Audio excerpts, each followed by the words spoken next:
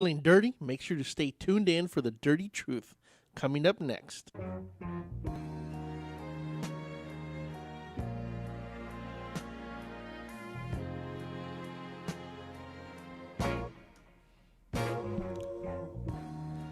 And thank you guys for tuning in. By popular demand, we're going to extend our conversation we had yesterday with regard, last Tuesday.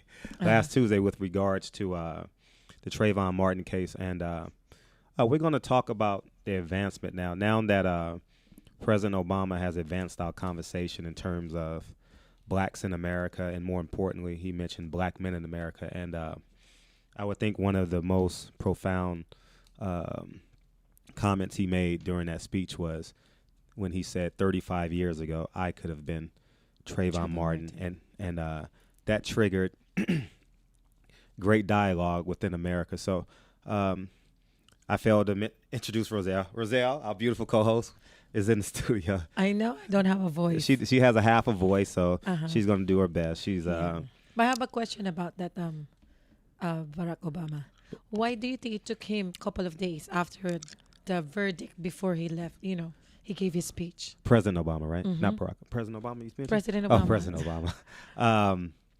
First, let's introduce our guest, because I think he's going to chime in on that too. Can we do that? Maybe he can answer that question. Okay, yeah, he can answer it too. Again, we have, and now with the visual, we have Antonio Moore from the Huffington Post, former LA prosecutor. He's with us today, and he's a lawyer to many famous people. And we're just gonna jump right into the conversation. Roselle is going to introduce our conversation with why do you think President Obama took a couple of days to respond to the verdict in the Trayvon Martin, George Zimmerman case? Yeah, thank you for having me. Can you hear me? Yeah, we can hear you very well. You're good. All right, cool. I can't specifically say why, without being in that office, he took that many days.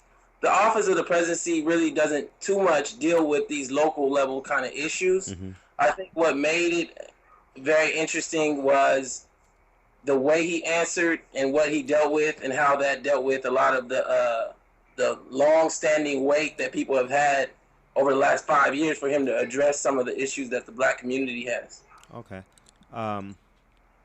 Do you think that since he's a leader of the free world, and more, just as important to me, I think, leader of black America, do you think that his comments was just and or fair? Let me say this. I think that one of the realities that I have to answer that as an African-American male in this country, I feel like it was more than just or fair given the history of this country. Mm-hmm. I think one of the dialogue pieces that has happened is we've started to look at the America that we've lived in since 1980 as though it was the America since 1619. And really, even though America got its independence in the 1700s, 1619 was when the first slave was brought over. Sure. And so I say that to say, I think he gave, and I said this line in my Huffington Post piece where he gave a voice to slaves that ran away in the 1800s, and men that were lynched in the 1950s, and men that are in prison for nonviolent offenses today. And I think it was his duty to do that. And I think it was his duty to do that for blacks, particularly given how we voted for him. We voted for him at a 90% clip and asked for very little in terms of actual policy. I agree. Put your screen down so people can see your full face. There you go. Now we can see your upper torso. And we have Rick Ross online too, so we're going to bring in your partner in crime online too. Far from partner in crime. It was a play with words. I'm glad you picked up on it. Rick, are you there? I'm here. How y'all doing? Oh, wonderful, Rick. Great to have you. Now we're back. We got Antonio on screen, and we got you on, and we got you live. So we're ready to rock and roll now. Okay. The first thing first I want to thank you for coming back. Both of you guys are coming back, and no problem. Thank you. The question was raised. Do you think that President Obama's comments was justified? Because he got some slack from middle conservative America, saying that this is not black America. He shouldn't chime in on state issues and slant judgment. What's your comment? What's your take on that? Well, in my opinion, I think it was a little late and not enough. I mean, you know, he did address some of the issues that you have as black men. I mean, I was racially profiled just today. You know, I was sitting in a car in front of my partner's house, waiting for him to come home. A cop pulled up. He looked in the car. He saw me sitting there doing nothing, talking on the phone, and he decided to turn his lights on and ask me what was I doing. And I said, I'm sitting here waiting on my friend. You know, is this something is wrong with that? And he said, well, you know, this is a bad area. And I said, yeah, okay, so what? So he asked me for my driver's license. And basically he was profiling me because nothing was going on. You know, absolutely nothing. And you know, I wanted to tell him, did you know we just had a big case with Trayvon Martin with the same thing that just happened? But I didn't. I held my tongue because I'm on parole. I want to chime in on that and say, I do respect what Rick is saying, and a lot of a good chunk of Black America has come and said these things about Barack. But I will say that we have to recognize that we just saw possibly the most powerful racial speech from the presidential office in U.S. history.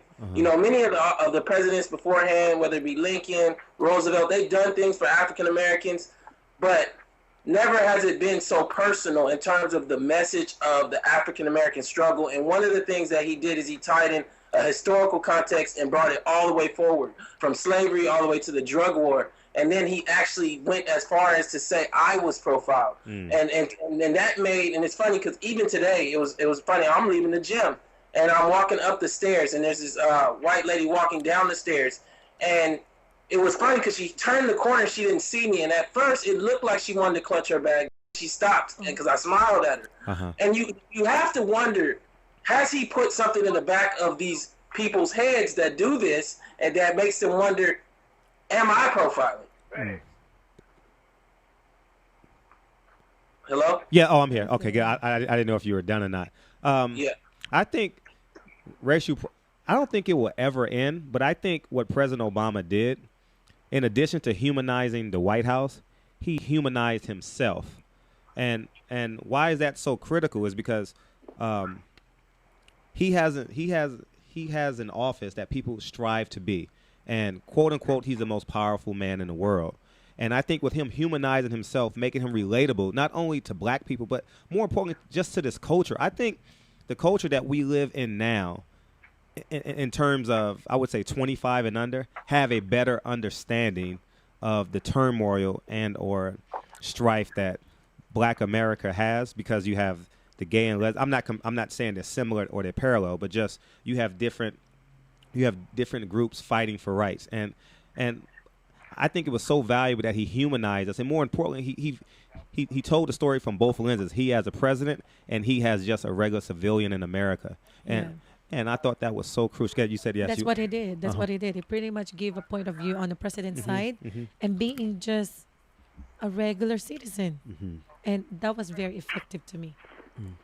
But at the same time, I think that we can't fail, and it's funny because it's an African American male in the office. I feel sometimes we look at that office and we fail to continually accept that is the president of the most powerful nation in the world, and he's speaking for the office. And like, I think we have an expectation for him to act as though he's a reverend or a preacher, and it's just not the case. It's like we elected him to be president, and I'm not talking about president of all people. I'm talking about president of the most powerful nation in the world. And I think we expect him to do what local community activists, what fathers in their homes are supposed to do. And we get frustrated with him for acting as a president. And it's just an interesting push and pull that he has to go through and that we have to go through because of the long-standing issues that blacks have had in this country. Okay. You want to chime in, Rick? No, I'm just listening right now. I'll chime in a minute. You guys go ahead and Okay. Let's fast forward. Excuse me. Bill O'Reilly made some comments. And did you hear his rant, Antonio? Yeah. Oh, okay. What place, before I talk about the specifics of, what place does Bill O'Reilly have speaking for Black America in your eyes? Well, I think he was speaking for America. I thought that what he talked about was plainly ignorant, short-sighted, and it was a cop-out. And it's a trip because what you run into is this reality where America as a whole, and I'm talking about literally everybody except for Black America, and possibly even parts of Black America, does not want to accept the reality of what this country's history is. And I think it's a failure of our school system not teaching it properly. We're not a chapter. We're the story. And, you know, I did this thing for, we did this to Huffington Post piece, like our first one, and blacks were enslaved for 83% of the country's history. 83% of the time we were enslaved. That's not even counting Jim Crow. And so, like, you have this reality where he wants to look at black fathers not being in the home and black joblessness. And while I think that is a significant issue, you have structural problems in the black community that result from a long, long history of purposeful, like, separation of family. Okay. And What's the lingering problem in Black America through your eyes? And Mine or Antonio's? Let's go with you, Rick. Let's go with Rick. What's the lingering problem in Black America? What I see right now is a lack of training. A lot of black men have been beaten down, you know, by the system. I believe that this system was set up almost to make us fail. You know, it wasn't set up to see us succeed. So I believe that what we need is some type of training where guys are taught that the way that they learn this system is not the correct way to learn the system. Because I have a total different way now of looking at life than I had at one time. And it's because what I did is I sit down and I self-educated myself. You know, I didn't go with what the school system was telling me I was supposed to be doing. I don't go by the rules that they go by. I think my morals are different than theirs. You know, the average a person now is their mentality is to get as much as I can out of the system. And, you know, my mentality now is to give as much as I can to the system. And I think that's a total different way of thinking. Most people don't think like that. And I believe that if we started thinking like that as a community, then it would definitely help us capture some of the power in this country. Got it. Hold that thought, Antonio. Hold your thought. We'll come right back in 2 minutes, and we'll get to Antonio and talk about more of the issues that we have currently with Black America and progress in Black America. And you're listening to Dirty Truth Radio. We'll be right back.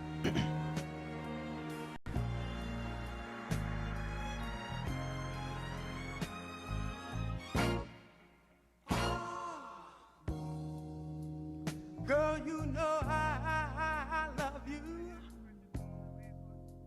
No matter.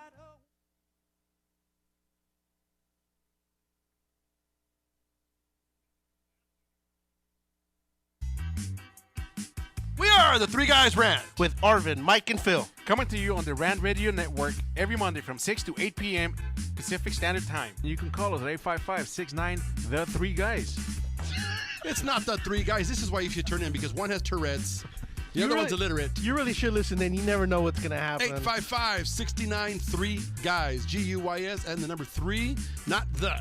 Faces for radio, voices for the deaf. Look forward to talking to you. Hey, I'm audio candy. I don't know about you guys.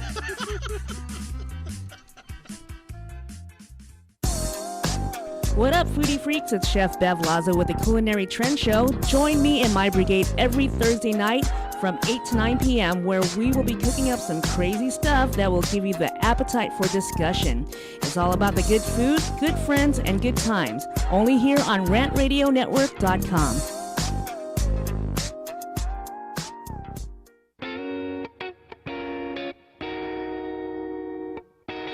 DM Narc Radio Show is now airing on the Rant Radio Network. You've heard the Three Guys Rant refer to us as the Clam Chowder Power Hour. Now we get to bring our New England humor over to Los Angeles. We'll be airing Friday at 2 p.m. Pacific, 5 Eastern, and we'll cover everything from local to national politics and news. Guess what? We're uncensored too. I'm Dave. Join me and Nick Friday on the Rant Radio Network. Hey, bro, this is a good game. You know what would make it better? What, bro? A michelada. A michelada? What's a michelada? A michelada is somewhere in the middle of a Mexican Bloody Mary and a Mexican margarita. Oh, I got you covered, bro. You got a cup in your pocket? No, sir. I got my pocket-sized michelada. Mucho macho michelada. Pocket size? Pocket size, so you can take it with you anywhere you go. Where'd you get that at? At the nearest convenience store, and you can also buy it at muchomachomichelada.com. You know what will make it better? After we get drunk, if they had a line we could call. We can call their drunk line. You can leave a message and then log on to the site and listen to your stupidity afterwards. What's that number? It's 855-MICHE-69. What's that number again? 855-MICHE-69. Awesome. Mucho macho michelada.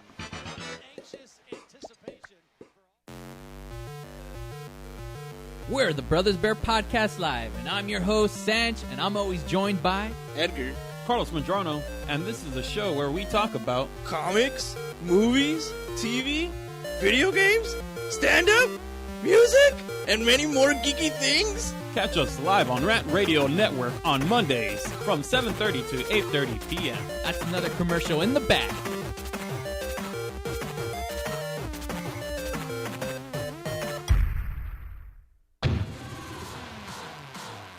Hi, I'm Aaron Michael Sanchez. And I'm Kelly V. Dolan. And we are excited to announce our show Live with Aaron Kelly is on Rant Radio Network. What do we talk about on our show, Kelly? We talk about everything from entertainment to business and tech, and we have a few laughs in between. That's right. Go check us out on rantradionetwork.com. That's rantradionetwork.com. Check it out.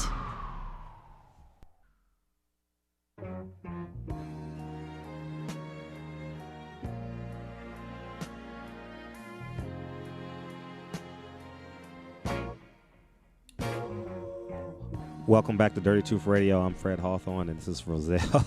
I always butcher her last name, so I'm going to call her Just RC. my first name. We're back. Roselle, Antonio, we got you coming back in. Did you want to add anything else to it?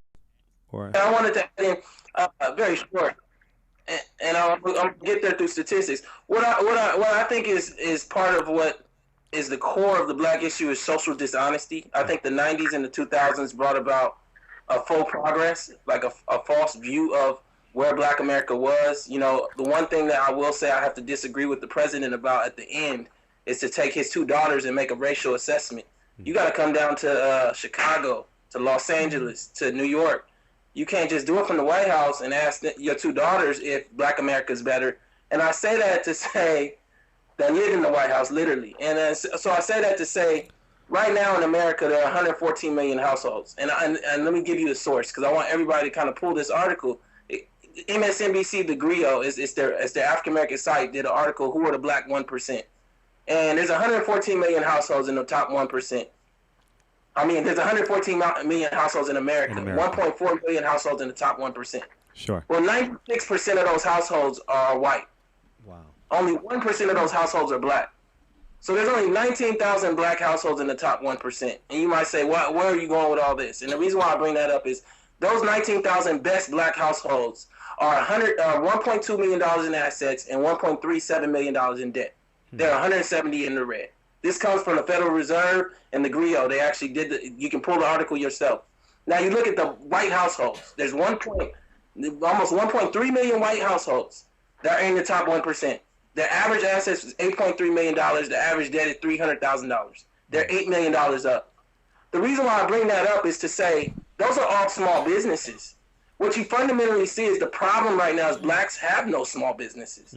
That's how hiring happens. So I bring you through all those statistics to show you what you see is the small number of blacks that are actually achieving some kind of success are managers of other people's wealth, or they're entertainers.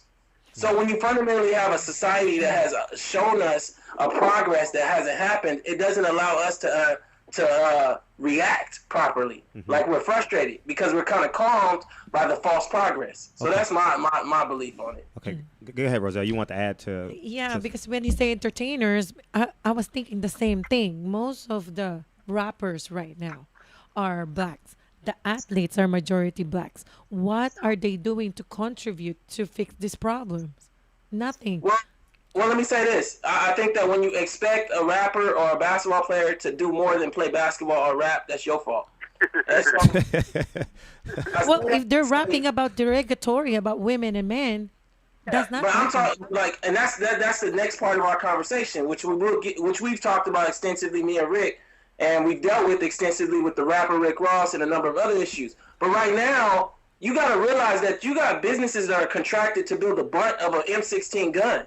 And they hire their cousin and their uncle and that And you got to realize that when you look at those 1.3 million white households, they're hiring their family members to run restaurants, and that's not even it just does not exist in Black America. We primarily work at, you know who the number one employer of Black America is? It's the post office. That's the number one employer of Black America. We rely on public jobs.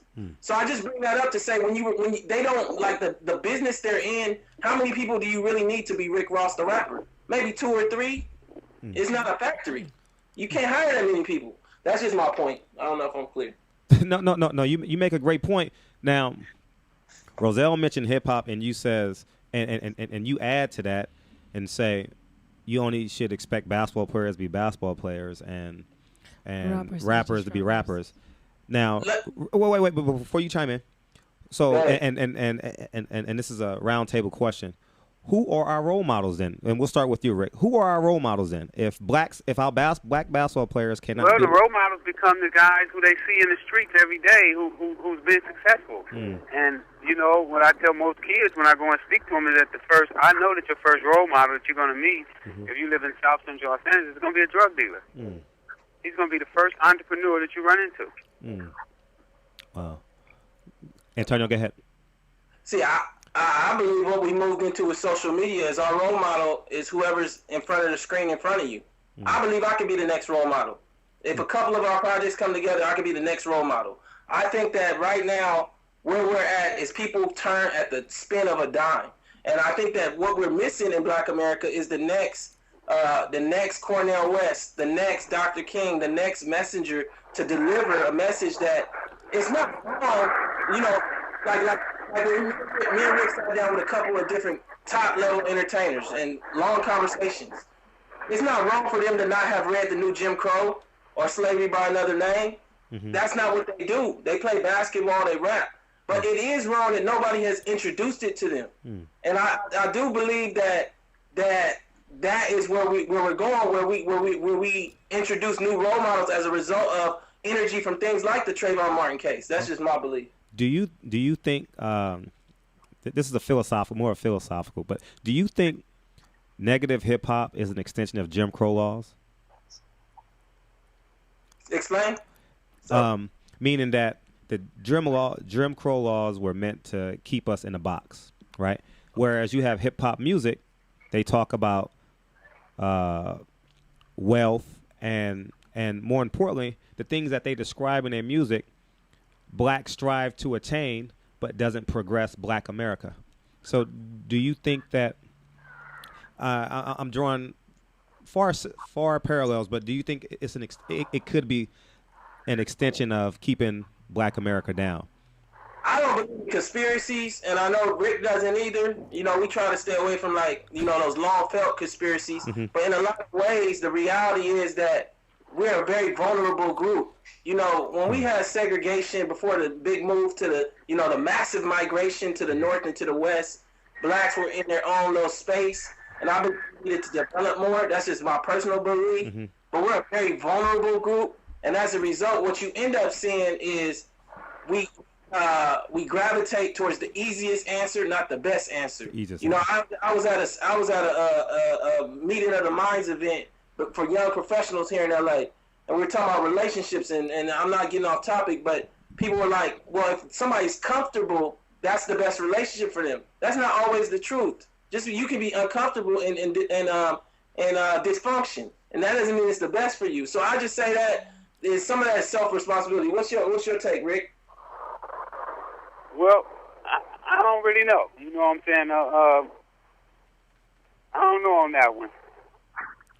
What I will ask, and someone because the lines were so full, asked, but they couldn't get in and ask you this question, Rick. One of our viewers wanted to ask you: Is Freeway Rick Ross a part of the problem or part of the solution? Well, he's both. He's played both roles, like most people. I believe that most people have played a role in our problem that we're having, because if you're not out being all that you can be to help our community, then you're part of the problem. If you're just sitting back complaining about the problem, then you're part of the problem. If you're letting things get by in your community, you're part of the problem. I mean, that's just like encouraging Rick Ross to do what he do. If you pat the drug dealer on the back, or you buy their cars, or you sell them the cars, or you sell them the clothes, then everybody's part of the problem. Everybody that takes that money is part of the problem. Okay. Everybody that benefits from that is part of the problem. So it's not where you can point the finger and say, well, you know, this guy is the cause of the problem, or that guy is part of the problem. I think that it's a universal problem. It's been here, and definitely I play both parts of it. Go ahead, Antonio. Yeah, I think our society, I'm going to say two parts. The first part, I definitely think that he's part of the problem. And I'll say this, our society as a whole has a love for the infamous. Mm-hmm. And you're seeing that like to the extreme in the black community. But at the same time, we have to be honest about that money. And I think that in a lot of ways, you know, we want the Jay-Z to exist without the dope money. And you look at where rap actually like blew up. And a lot of it coincides with a great expansion of drug money, because nobody else will invest in these young black entrepreneurs. Mm-hmm. And so that doesn't validate the drugs at all. But at the same time, I think that people want to have their hand in the cookie jar and celebrate the great outcome of it, but not be honest about where that outcome came from. Sure. And it is a hard thing to turn down, you know, that money. But I think he's both, but I think he is more of the problem, I would just say. And I think it's because, but we all, you know, one of the things, let me say this. When I met Rick, I thought more people were going to dislike him. But the whole hood loves him. I can't make the hood not love him. Mm. They got to make that choice. Mm-hmm. He walking around, he asked Nick, hey, tell him what you said about Nick Cassavetes and the $8 million. I asked Nick, he was writing the script. Nick Cassavetes is the guy that did Blow, and he wrote the screenplay for the movie. So when they were writing the screenplay for Rick's story, he did the Notebook too. He asked, go ahead and tell him now. I'm sorry. Yeah, well, me and Nick was over in South Central L.A., and I was introducing to some of the old people that I had grew up with and that I sold drugs with so that he could interview them. Mm-hmm. And when Nick came over, and he was like, man, these people are all over you. They really love you. And I was like, yeah, Nick, you know what? I don't understand why would somebody love the crack dealer. You know, when he sold crack to the mothers and fathers and sisters and brothers. So Nick went back and he was investigating it. Mm-hmm. And he said, well, the reason why is because everybody in the community was benefiting off of that crack. Mm-hmm. When you made $1 million, $8 million came back into that community. So a lot of people were eating off of the crack that I sold, or the cocaine that I sold. That's interesting. I never thought about it from that perspective. Well, you gotta understand this. Let me say this, because you know, a lot of times we want the easy question, which is the drug dealer the community's problem? But it's not all drug dealers are the same. When you talk about Rick, if you look up drug lord on Wikipedia, he come up fourth. Mm-hmm. We're talking about the scale of it is another scale to the distributor, mm-hmm. and you start dealing with a whole nother level of impact on communities for the negative and for the positive, and the resulting reasons why that happened. You know, Rick Story has the Iran music's on, Antonio. We'll be right back, and we're going to get more from Antonio Moore at Freeway Rick Ross, and we'll be back. Fred Hawthorne and Roselle, Dirty Truth Radio.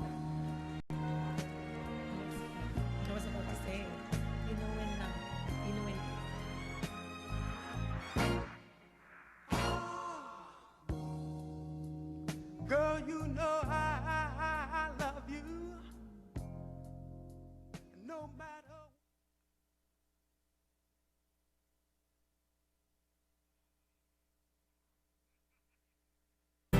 The experts know that for pastry, Baker's Bodega has it all. Exclusive brands like Westco Bankmark, Satin Ice, and Pastry Pride. One-on-one day seminars for cake decorating and gelatin art. So for our service, wide range of ingredients and supplies, and for the low prices, Baker's Bodega has it all. But you don't need to be an expert. Baker's Bodega, 7869 Paramount Boulevard in Pico Rivera. Come, we're waiting for you. Hey, bro, this is a good game. You know what would make it better? What, bro? A michelada. A michelada? What's a michelada? A michelada is somewhere in the middle of a Mexican Bloody Mary and a Mexican margarita. Oh, I got you covered, bro. You got a cup in your pocket? No, sir. I got my pocket-sized michelada. Mucho macho michelada. Pocket size? Pocket size, so you can take it with you anywhere you go. Where'd you get that at? At the nearest convenience store, and you can also buy it at muchomachomichelada.com. You know what will make it better? After we get drunk, if they had a line we can call. We can call their drunk line. You can leave a message and then log on to the site and listen to your stupidity afterwards. What's that number? It's 855-MICHE-69. What's that number again? 855-MICHE-69. Awesome. Mucho macho michelada.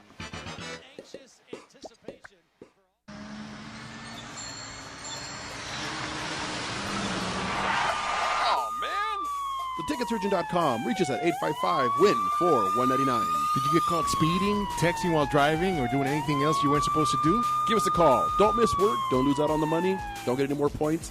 What about your insurance? Let us fight for you. Theticketsurgeon.com at 855-WIN-4-199. Welcome to the Monster Marketing Group, your one-stop shop for all your marketing needs. Anything you need to make that marketing and advertising campaign stand out, we're your people. Concepts, design, production, social media, anything that you can dream up, we're going to make happen for you. And we can do it in a very quick turnaround. Please give us a call at 888-49-MONSTER.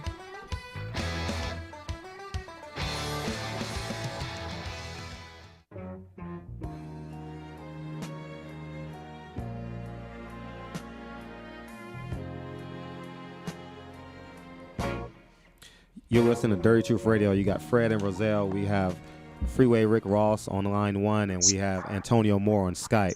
But before you continue answering, Roselle and I were talking on break. She mentioned something, and go ahead. Because when I was in college, I've noticed that Asian community are very, very. Our parents were implanted education is the best way to get a great future. When I talk to some of my black friends, they would like to be a famous rapper or an athlete, and I think that's giving false hope when the athletes or the entertainers are giving this idea that that's the only way to get the life that you want, which is the Bugatti, the Ferrari, instead of being a doctor or a lawyer like you. I mean, don't you think it's a false hope? Yeah, but at the same time, America as a whole is shifting right now, and there's a lot going on around us, regardless of what service-providing profession you choose. Not saying that I would say for my kid to become a rapper, but I think the cop-out that we've made is we're not being honest about what black people really are. And, this is a whole nother discussion I've had with other people. When you look at black people, we're essentially taking America with no chaser. You look at an Asian American like yourself, you're taking it with a counterculture.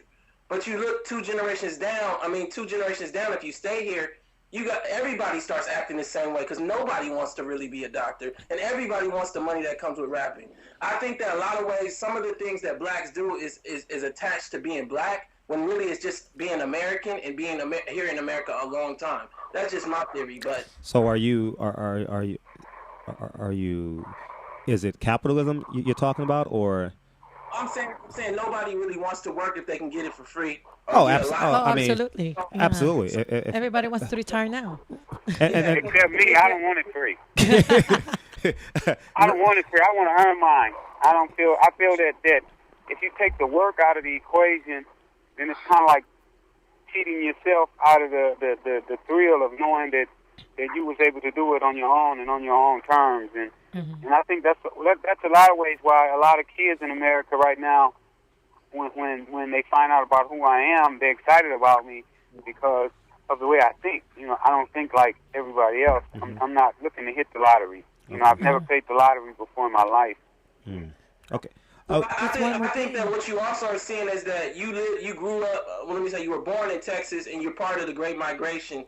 So you worked hard in your early youth. So you've seen hard work. When you grew up in these cities, you never seen no sharecropping or no picking no oranges off a tree, nothing like that. I'm talking about for a lot of us. So I'm coming back to my main point is just to say I think that the danger is there's a book called A Millionaire Next Door, and it talks about how Russians are the group that attains the highest wealth in the first generation.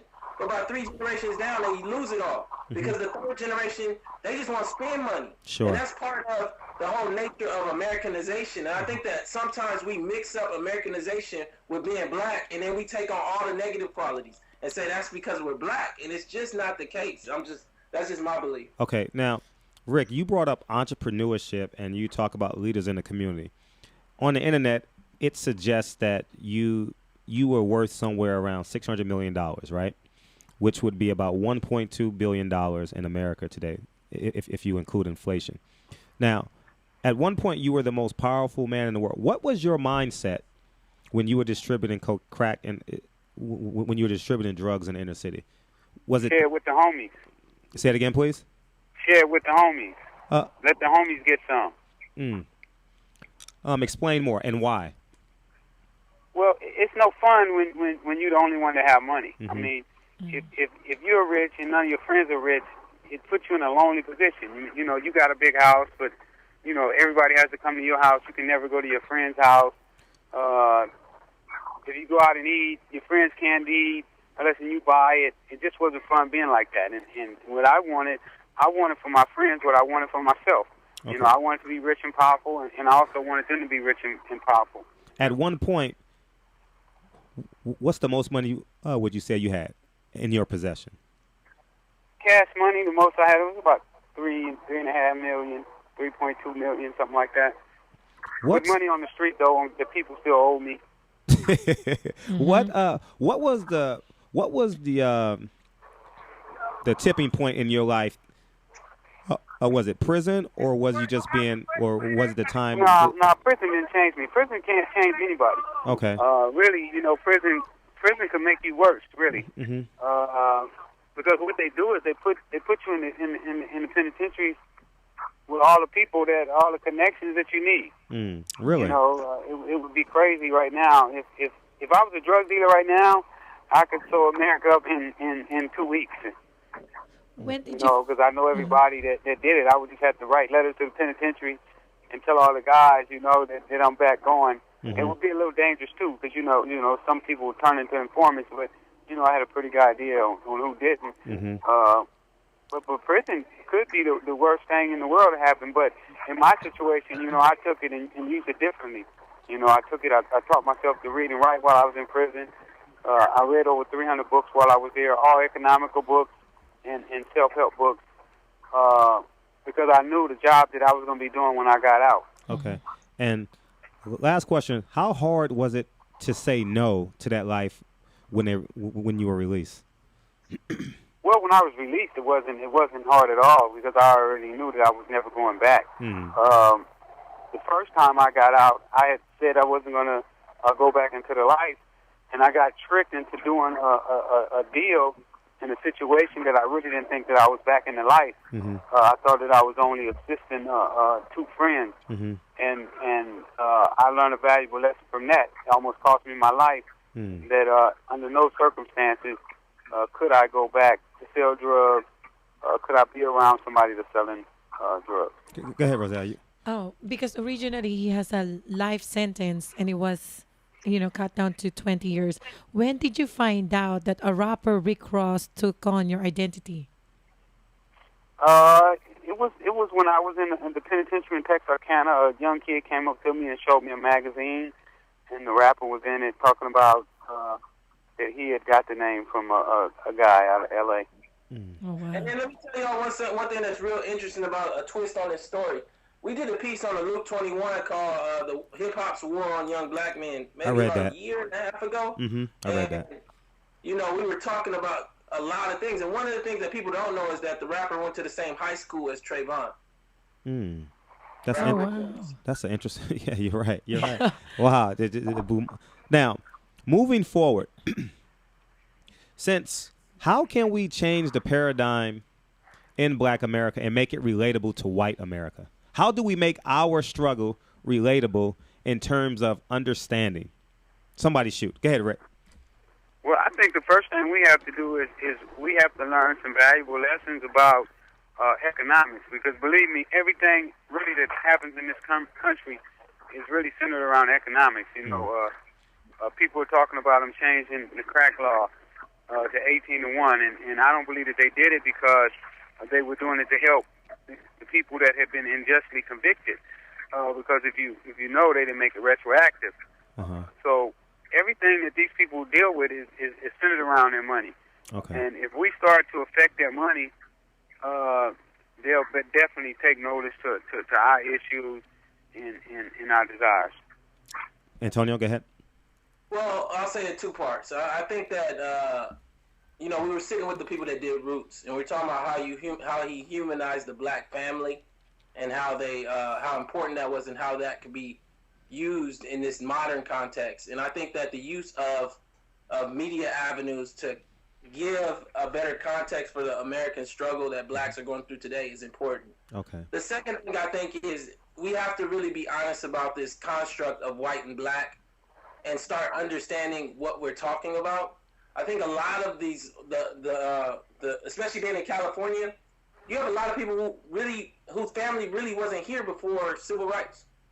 And so they're sitting here without the historical context for the African American struggle, let alone the reality of why blacks are doing some of the things that they're doing today. And I think that then we place on them the construct of slavery and everything else. Now, the windfall of it all, they definitely get inside of whiteness. But I think some of the true understanding of it, like when Paula Deen was sitting there and talking about her grandfather losing all of his slaves, which she called workers.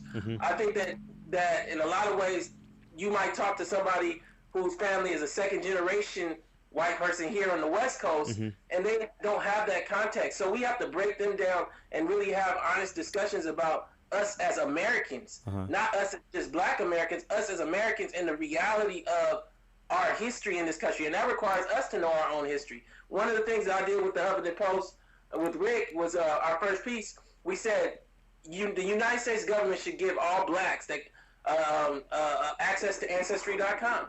And as a result, blacks would start knowing their own history and be able to say, this is how long I've been here, this is how long my family's been here. At least they should give us that. And I would give people purpose. I'm just giving one idea. He thought that was, the guy from Huffington Post was like, I never thought of that. You brought up some great points. And what I want to allude to is I backdoored my way into a degree. My first love was basketball, and I played basketball in college and played sports in college. And I never knew the value of education because I was a C- C average student throughout my entire high school career. And I never understood the value of an education until about 24, 25 years old when I started applying for jobs. And what's ironic about it is, and I'm going to be candidly honest with you, I was applying to different school districts, and coincidentally, I was being interviewed by a black person on staff. And when I walked into the office, because my name is Frederick Hawthorne, he had no idea that I was black. He made the assumption that I was white. And I'm willing to bet, and I'm not sure if he did the hiring, but I'm willing to bet if I had a mark, because I never marked my ethnicity on job. I just never did. And if he had known I was black, I probably wouldn't have had the job. But more importantly, moreover than that, because I had an education, it allowed me to walk through that door. And Roselle brought up a great point about how important education is. I think education is essential. And we're running short on time. We got about 5 seconds. But when we get back, I want to talk about the power of the word nigga and how influential that word is in our community. So we'll come right back. You listen to Dirty Truth Radio, and we're going to ask Antonio and Rick Ross about the dirty word nigga when we get back. Thank you.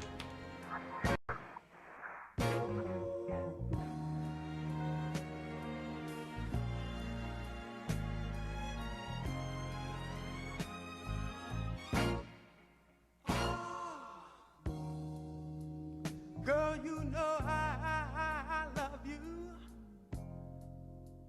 No matter.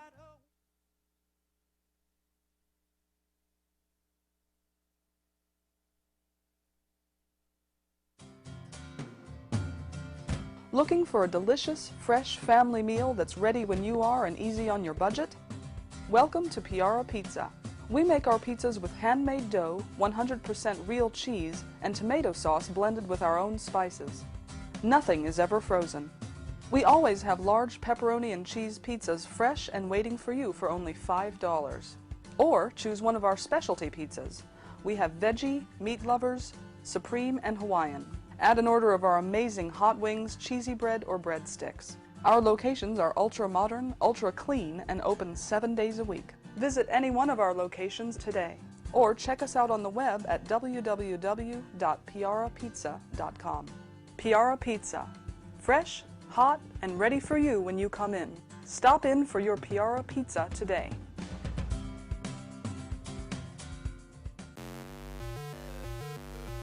We're the Brothers Bear Podcast Live, and I'm your host, Sanch, and I'm always joined by Edgar, Carlos Mandrano, and this is a show where we talk about comics, movies, TV, video games, stand-up, music, and many more geeky things. Catch us live on Rant Radio Network on Mondays from 7:30 to 8:30 p.m. That's another commercial in the back.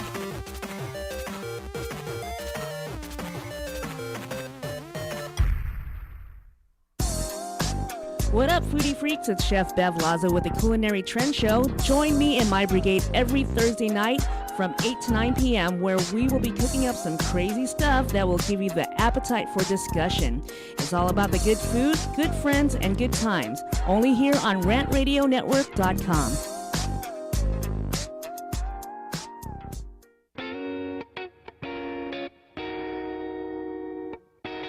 DM Narc Radio Show is now airing on the Rant Radio Network. You've heard the three guys Rant refer to us as the Clam Chowder Power Hour. Now we get to bring our New England humor over to Los Angeles. We'll be airing Friday at 2 p.m. Pacific, 5 Eastern, and we'll cover everything from local to national politics and news. Guess what? We're uncensored too. I'm Dave. Join me and Nick Friday on the Rant Radio Network.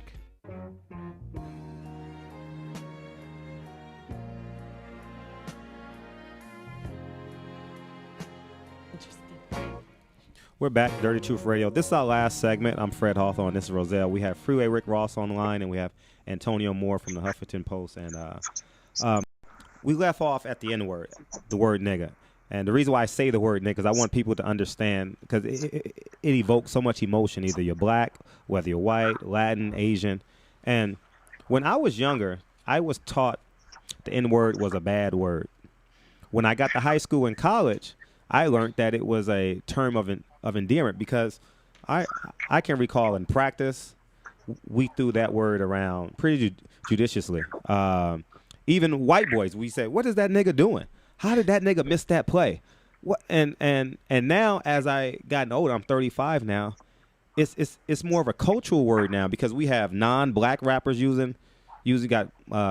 Machine Gun, I forget the kid's name, but he's throwing the N-word around. You have Fat Joe using the N-word. So it's in my lifetime, and Rick and Antonio, you guys are gonna chime in on this. It's gone from a word that should never be used, a term of endearment for blacks talking about blacks themselves and blacks talking about other people, to a more of a cultural word now where it's cool. Where it's cool to say the word nigga. Go ahead, Rick. Well, definitely, when I was growing up, we used to use the word a lot as well. We used to say things like, "That's my nigga," and meaning that you would die with him. If he was your nigga, you would die with him. So I understand, but as I got older as well, I totally stopped using the word. A lot of it came from when I was in the penitentiary from listening to Louis Farrakhan and understanding. I took another class where they talked about most of the time when it was a black-on-black crime, the person doing the shooting or the person getting killed would never say, "Well, I'm going to kill my brother." They usually would say, "I'm going to kill this nigga." And when I found out that was the way that it was being used, I disassociated myself with the word, and I hardly ever use it. It's very, very rare that I use the word, and most of the time it's to repeat somebody else using it. So I think it definitely has a negative effect. And like you said, everybody's using it now. Mexicans, whites, everybody uses it, because I mess around with a lot of different cultures, and everybody slangs the word around. But it definitely has a negative it has a negative and a positive. You know, people use it in a positive, and then it also has that negative. Antonio? Briefly, first of all, I think it's an entire cop out. This whole idea of Nigger versus Nigga. I agree. When the South was saying Nigga while they lynched your grandfathers, and that's the first thing I'll say. But the second thing I'll say is I think it's also kind of a short-sighted view just to look at the word and not look at what also came along with that. We diluted our history and allowed other people who just got here not to pay homage and respect to our forefathers and how we've all used this word. Because the word is a representation of a basic disrespect to the black struggle, the way you changed or whatever they're saying.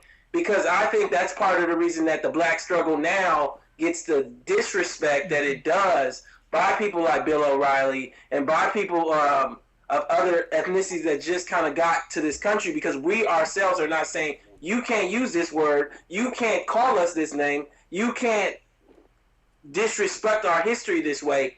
We kind of just like let it all be open field, open play, and it's just not that way when you go other places if they went through great struggle or great tragedy, particularly if it happened recently.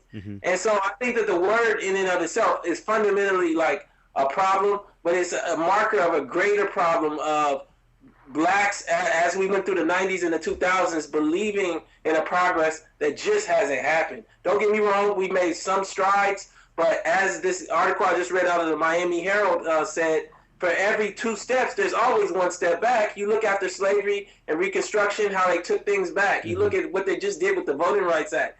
Black America, over the last 10 to 15 years, has believed in a progress that hasn't happened, and I believe that the use of that word and the way it's been like kind of entrenched into everybody being able to say it is a representation of that. Go ahead, Roselle, want that? No. You know what? Wait, hold, go ahead, Rick. Go ahead, Rick. I got to check out. Okay, thank you for spending 2 weeks with us, Rick. We appreciate your time. Thank you very much. Thank you guys for having me. Any last things you want to say?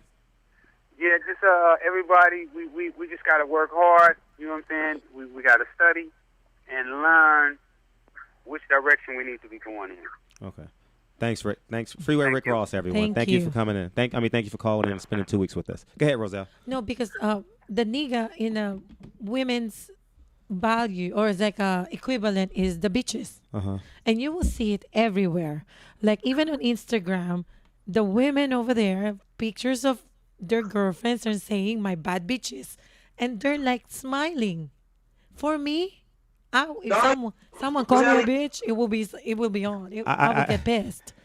The only thing, Roselli, I'll say to you, and this is this is a perfect like learning example, and I'm not at all saying that isn't a degrading word. It hasn't been used. It's not on the same level though. They didn't holler out Nick. They didn't holler out that word while they burned people to cinder. They didn't holler that word out while they busted people's teeth out and put shotguns down their throat. So this word at its core represents a history of America's only 270 years old. The whole time they had slaves until like 1950, 1942 to be exact. So like through that whole time, this word meant you're a farm animal. You are a farm animal, and you have no soul, nothing else. Sure. And so like, it's just interesting because to hear you say that, I'm not saying that you meant anything by it. I definitely understand. That's where we place the word now. We place it next to other words, and it just doesn't really fit in that space for me.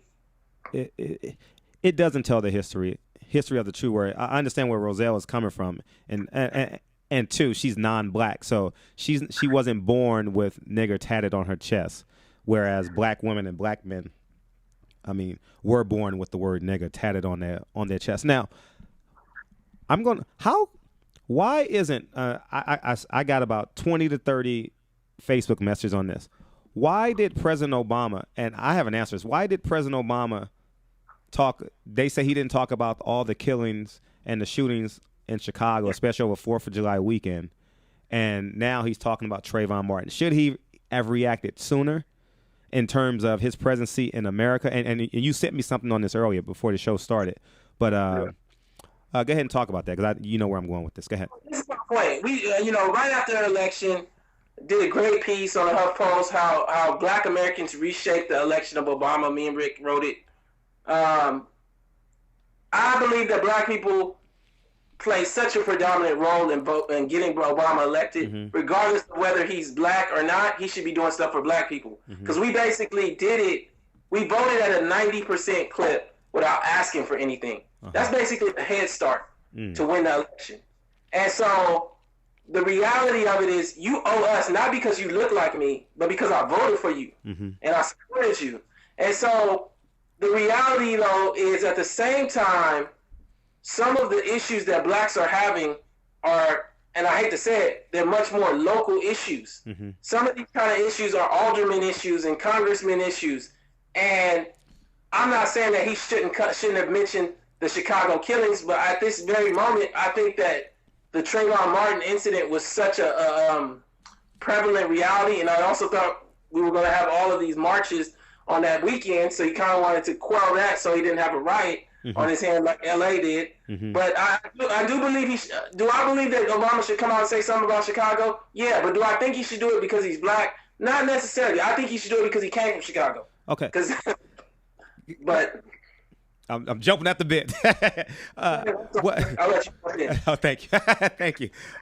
What I would say is he probably didn't react as soon as I would have liked him, but people fail to remember that there was a Black family at the State of the Union address, and he brought the little girl that was killed in the park about a mile away from President Obama's house, and that's arguably the most watched quote-unquote awareness show of the year in terms of viewership, in terms of people of status watching the show. And I think Obama, sadly and true, it's an oxymoron, has to walk that fine line as being pro-Black versus being president of America. And I absolutely agree. I absolutely agree. And I think because money runs this country and he holds the highest office in the land, but it's challenging for him, and because I feel his energy through the TV.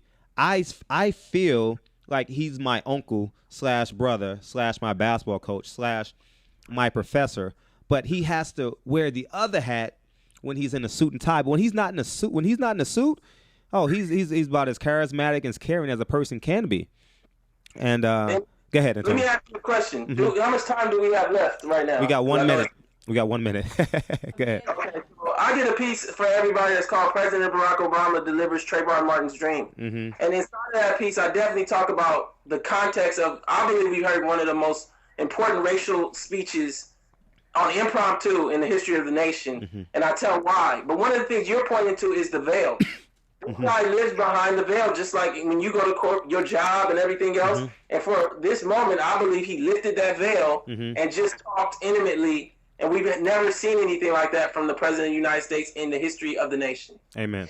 And we got 1 minute left. Antonio, real quick, tell people what you're up to, the Rick Ross Project, your writings in the Huffington Post, and everything else that you're doing. Go ahead. Yeah, we're developing, we're developing projects, talking to the people that did Roots, seeing where that goes. We're also developing his book. The lady named author named Kathy Scott, who wrote The Killing of Tupac and the Murder of Biggie Smalls, is going to be authoring. Essentially, I blog on the Huffington Post. I have a couple pieces up there. You can just Google me, Antonio Moore, and you can reach Rick at freewayrick.com and add all of his social media. I definitely think it's important to bring this story to the front, not to glamorize the infamous, but to tell a reality of the Iran-Contra, of the cocaine issues, and people's family stories, so people like Bill O'Reilly get real context. Yeah, absolutely. And I fucking hate Bill O'Reilly, and that's not going to be the last thing I say, but I fucking hate him. And I want people to thank you, Antonio, for tuning in, and Rick Ross for tuning in. And Thank this you. is Dirty Truth Radio. This is Roselle and Fred. And next week we're doing I feel much better next week. hopefully you feel better. We got Bailey Kernan coming in next week. She's an actress, and we're doing Love in Hollywood next week. So we're back on the other side of the tracks. And Antonio, again, we thank you for coming in. And Google Antonio Moore and Freeway Rick Ross, and we thank you guys for tuning in for Dirty Truth Radio. Thank you. Bye-bye.